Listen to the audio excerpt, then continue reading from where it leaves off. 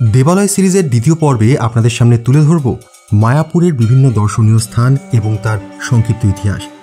ইতিমধ্যেই হাওড়া থেকে মায়াপুর আসার অভিজ্ঞতা এবং মায়াপুর ইস্কন মন্দিরের সম্পূর্ণ বিবরণ আপনাদের সামনে তুলে ধরেছি।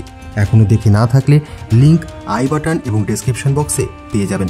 ভিডিওগুলো দেখবার অনুরোধ রইল, আর ভালো লাগলে লাইক, শেয়ার এবং পথলিপি চ্যানেলটিকে সাবস্ক্রাইব করতে ভুলবেন না। তাহলে শুরু করা যাক।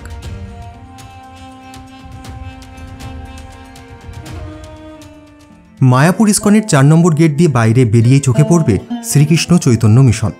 1966 সালে ওড়িশা নিবাসী শ্রীল ভক্তি বৈভব পুরী গোস্বামী মহারাজ অন্ধ্রপ্রদেশের কাকিনাড়ায় শ্রীকৃষ্ণ চৈতন্য আশ্রম প্রতিষ্ঠা করেন, আর সেই থেকেই এই মিশনের সূচনা হয়।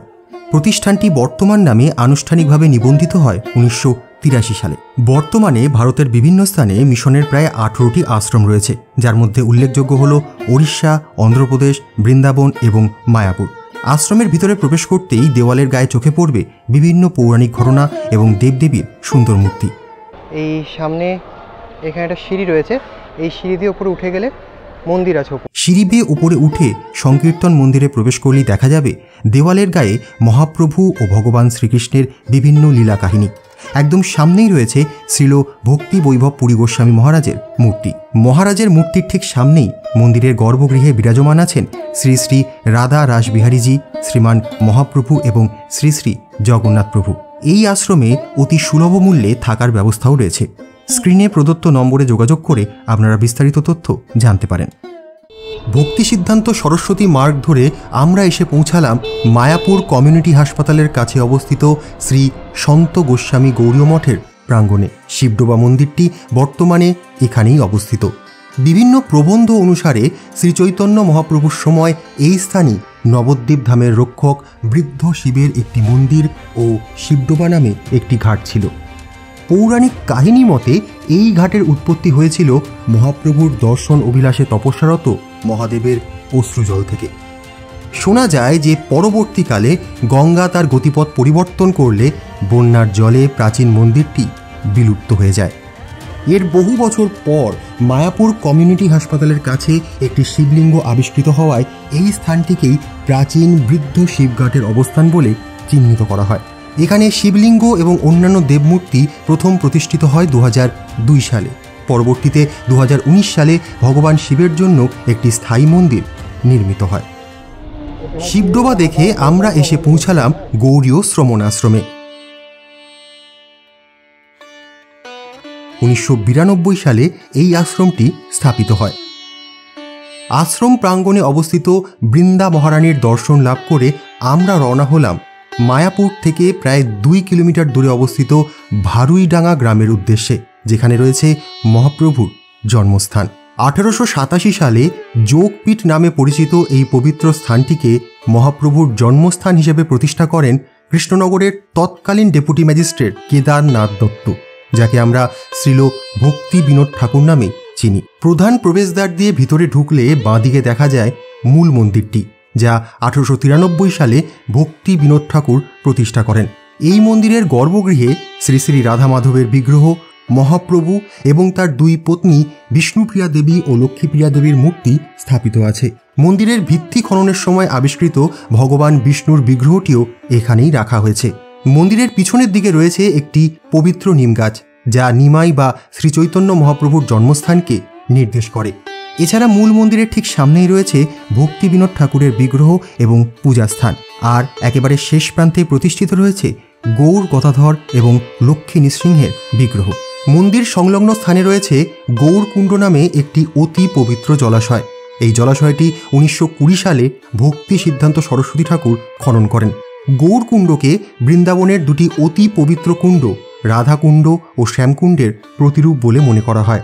বিশ্বাস করা হয় যে গৌরকুণ্ডের জলে শারীরিক ও মানসিক সকল রোগ নিরাময়ের শক্তি রয়েছে। যোগপীঠের পর আমাদের পরবর্তী গন্তব্য বামনপুকুর। একদা সিমলিয়া নামে পরিচিত এই জায়গাটিতে রয়েছে প্রায় 4টি দর্শনীয় স্থান। প্রথমেই যাওয়া যাক শ্রীবাস অঙ্গন, যেখানে রয়েছে পঞ্চতত্ত্বের অন্যতম শ্রীবাস পণ্ডিত, অদ্বৈত আচার্য এবং গদাধর পণ্ডিতের বাসস্থান। শ্রীবাস অঙ্গনের মূল মন্দিরটি শ্রীবাস পণ্ডিতের বসতভিটার স্থানে নির্মিত হয়েছে। তাকে নারদ মুনির অবতার হিসেবে মনে করা হয়। শ্রীবাস পণ্ডিত ও তার পত্নী মালিনী দেবী ছিলেন জগন্নাথ মিশ্র এবং সতীমাতার অত্যন্ত ঘনিষ্ঠ। সন্ন্যাস গ্রহণের পূর্ব পর্যন্ত এই স্থানই ছিল মহাপ্রভুর সংকীর্তন লীলার প্রধান কেন্দ্র। শ্রীবাস অঙ্গন বিভিন্ন কারণে গুরুত্বপূর্ণ। এখানেই চাঁদ কাজী কীর্তনে বাধা দিয়ে এক ভক্তের মৃদঙ্গ ভেঙে দেন, তাই স্থানটির অপর নাম হয় খোলভাঙা মাঠ। এখানেই মহাপ্রভু নিত্যানন্দ প্রভুর সামনে তার ষড়ভুজ রূপ প্রকাশ করেন এবং এখান থেকেই সংকীর্তন আন্দোলনের সূচনা ঘটে। শ্রীবাস অঙ্গনের মধ্যেই মূল মন্দির থেকে প্রায় 30 মিটার দূরে অবস্থিত শ্রী অদ্বৈত ভবন। একসময় এখানেই ছিল অদ্বৈত আচার্যের গৃহ এবং টোল। এখানেই শ্রীবাস পণ্ডিত সহ বহু ভক্ত ভগবত চর্চা করতেন। চৈতন্য মহাপ্রভুর জ্যেষ্ঠ ভ্রাতা বিশ্বরূপ প্রায়ই অদ্বৈত আচার্যের গৃহে আসতেন, আর সেই সূত্রেই বালক বিশ্বম্ভর এবং আচার্যের সঙ্গে প্রথম সাক্ষাৎ ঘটে। অদ্বৈত ভবনের ডান দিকে অবস্থিত ছোট মন্দিরটি হল শ্রী গদাধর অঙ্গন। নিমাইয়ের অন্তরঙ্গ বন্ধু গদাধর পণ্ডিতকে শ্রীমতী রাধারানীর অবতার হিসেবে মনে করা হয়। এই মন্দিরে শ্রী চৈতন্য মহাপ্রভু ও শ্রী গদাধর পণ্ডিতের বিগ্রহ বিরাজমান আছেন। শ্রীবাস অঙ্গন থেকে মাত্র 800 মিটার দূরে অবস্থিত বামন পুকুরের অন্য একটি উল্লেখযোগ্য স্থান হল শ্রী চৈতন্য মঠ বা মহাপ্রভুর মাসির বাড়ি। স্থানটি চৈতন্য মহাপ্রভুর মেশো শ্রী চন্দ্রশেখর আচার্যের বাসস্থান ছিল। ভক্তিবিনোদ ঠাকুরের পুত্র ভক্তি সিদ্ধান্ত সরস্বতী ঠাকুর 1918 সালের 27 মার্চ এখানেই শ্রী চৈতন্য মঠ প্রতিষ্ঠা করেন এবং এই স্থানের আরেক নাম দেন ব্রজপত্তন, যার অর্থ হল যে স্থানে ব্রজ অর্থাৎ বৃন্দাবনের পবিত্র বনের প্রকাশ ঘটেছে। মঠের ভিতরে প্রবেশ করতে প্রথমেই চোখে পড়বে ভক্তি বিজয় ভবন। ভক্তি সিদ্ধান্ত ঠাকুরের শিষ্য শ্রী সাক্ষীচরণ রায় এই দোতলা ভবনটি তার গুরুর বসবাসের জন্য নির্মাণ করেছিলেন। চৈতন্যমঠ প্রাঙ্গণে মোট 3টি সমাধি মন্দির রয়েছে, যার মধ্যে প্রথমটি হল ভক্তি সিদ্ধান্ত সরস্বতী ঠাকুরের।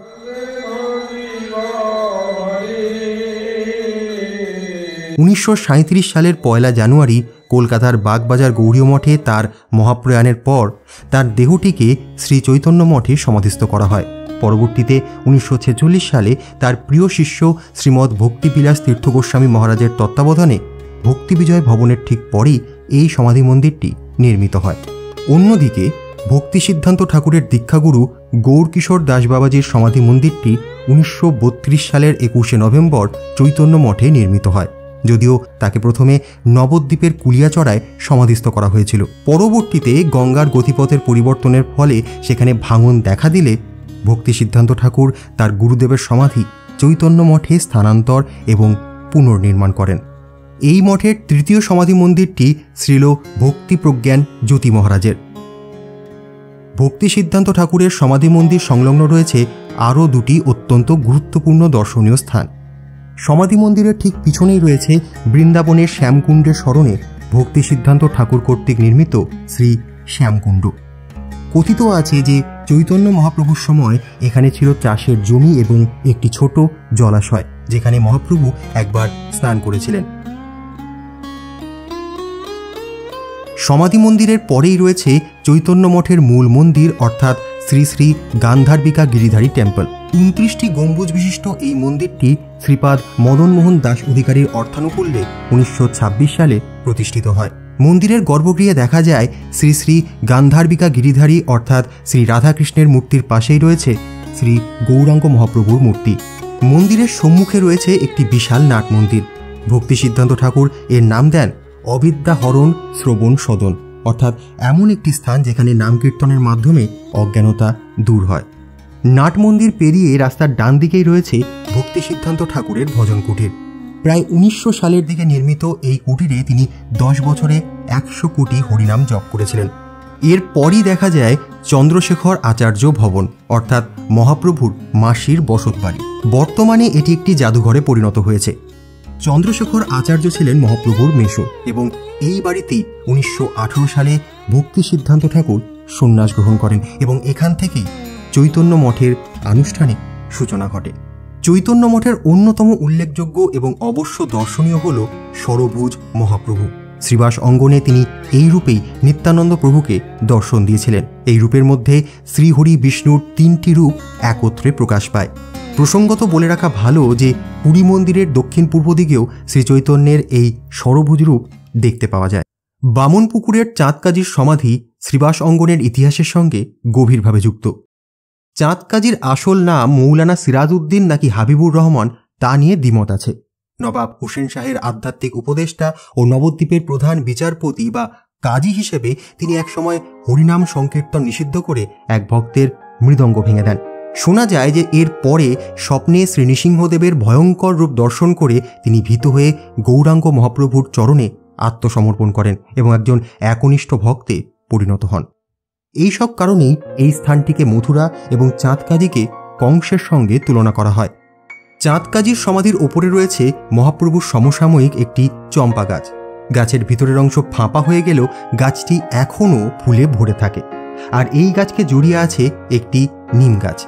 ভক্তদের বিশ্বাস এই দুই গাছ মহাপ্রভু ও চাঁদকাজির ঐক্যের প্রতীক, যেখানে নিম গাছরূপী মহাপ্রভু তার একনিষ্ঠ ভক্তকে চিরকাল আলিঙ্গন করে রেখেছেন।